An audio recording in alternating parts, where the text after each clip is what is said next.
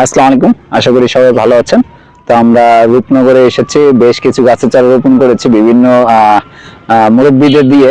তারপরে অনেক ভাই বোনেরা আসলে, বড় ভাই বোনেরা আসলে আর কি, যারা এখানে ঘুরতে আসছে।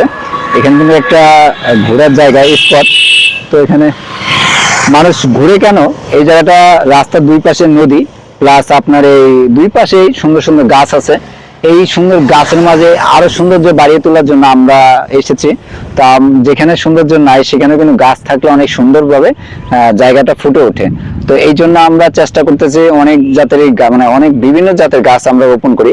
এখন আমরা এনেছি জাম্বুরা, কটবেল, জলপাই, তারপরে চালতা। তো এখানে আমরা একটাই লক্ষ্য, দেশটিকে আরো সুন্দর করে গড়ে তোলার, তো সাজিয়ে তোলার আর কি।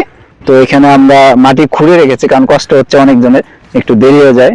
তো আমাদের যেহেতু বৃষ্টি আসতেছে, এই জন্য আমরা আর কি এখান থেকে চলে যাবো তাড়াতাড়ি করে।